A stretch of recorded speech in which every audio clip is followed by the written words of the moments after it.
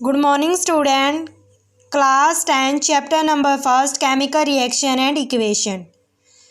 देखो हमने पिछली वीडियो में क्या डिस्कस किया था, कम्बिनेशन रिएक्शन। तो कम्बिनेशन रिएक्शन क्या होता है, जिसमें टू रिएक्टेंट आपस में रिएक्ट करके क्या बनाएंगे, एक सिंगल प्रोडक्ट बनाते हैं।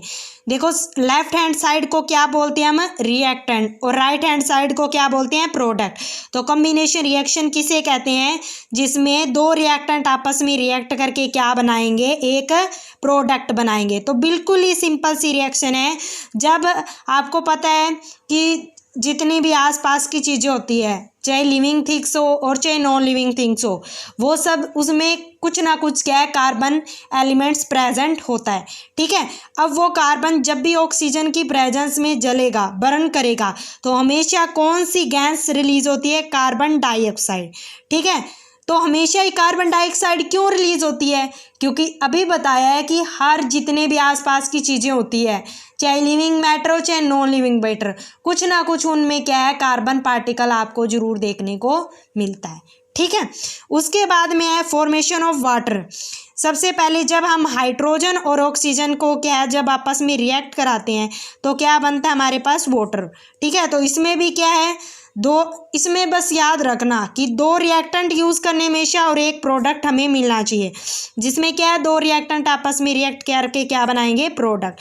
अगला क्या थी, इसमें जो रिएक्शन थी वो एक्सोथर्मिक रिएक्शन बता दिया, क्योंकि अगर कोई भी रिएक्शन अगर जो भी मिक्सचर लिया है, अगर उसका टेम्परेचर ज़्यादा होगा तो वो रिएक्शन क्या होगी, एक्सोथर्मिक, क्योंकि उसमें से कुछ ना कुछ क्या निकलेगी, हीट बाहर की तरफ निकलेगी।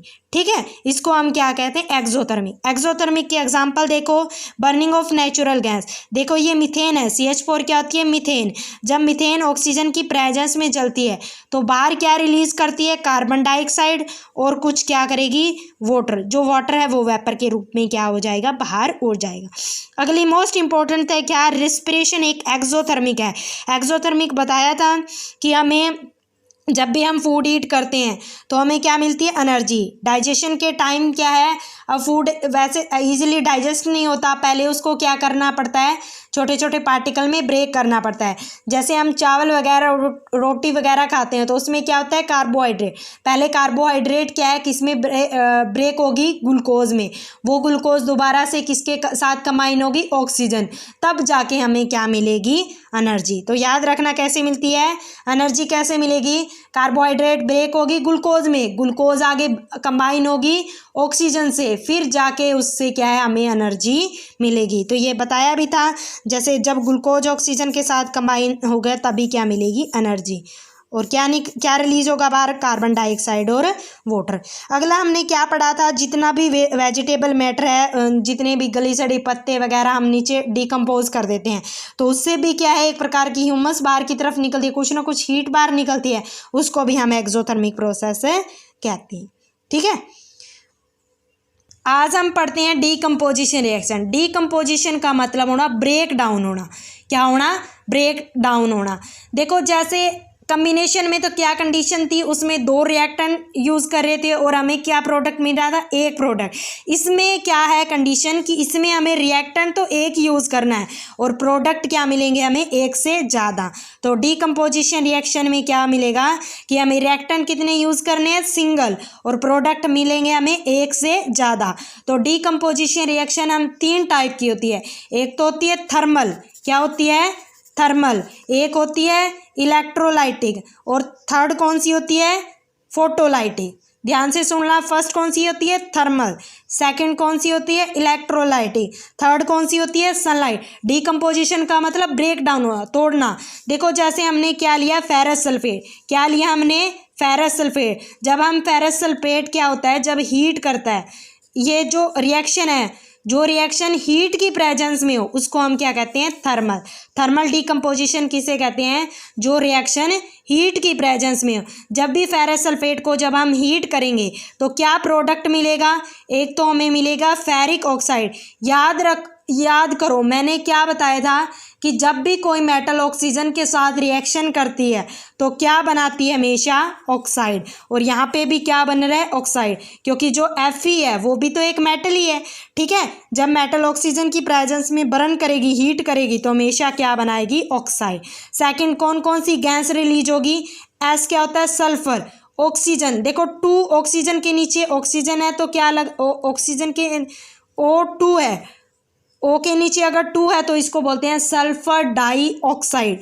अगर O के नीचे 3 है तो उसको बोलते हैं ट्राई ऑक्साइड। ठीक है, तो ये कौन सी रिएक्शन है, थर्मल डीकम्पोजिशन। थर्मल का मतलब जो रिएक्शन हीट की प्रेजेंस में हो। जैसे फेरस सल्फेट को जब हम हीट करते हैं तो क्या प्रोडक्ट मिलता है, फेरिक ऑक्साइड, सल्फर डाइऑक्साइड और ट्राईऑक्साइड। याद रखना, इसमें हमें रिएक्टेंट कितने यूज़ करने, एक रिएक्टेंट को जब हीट करेंगे तो हमें क्या मिलेंगे, एक से ज़्यादा हमें प्रोडक्ट मिलेंगे।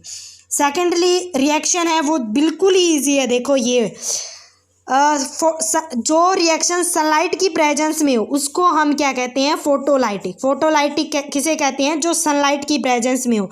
जैसे हमने सिल्वर क्लोराइड, देखो ये चाइना डिश होती है, इस चाइना डिश के अंदर जब हम सिल्वर क्लोराइड डालते हैं, जब इसके अंदर सिल्वर क्लोराइड का साल्ट डालेंगे, इस सिल्वर क्लोराइड के अंदर थोड़ा सा पानी डाल देंगे, अब वो सनलाइट की प्रेजेंस में क्या हो जाएगा, जो पानी है वो तो भाप बन के उड़ जाएगा और जो रिएक्शन होगी, प्रोडक्ट क्या मिलेगा, जब भी सिल्वर क्लोराइड को क्या है, हम सनलाइट के प्रेजेंस में रिएक्शन करेगा सिल्वर क्लोराइड, तो जो हमारा Ag है, सिल्वर अलग हो जाएगा और क्लोरीन गैस अलग हो जाएगी।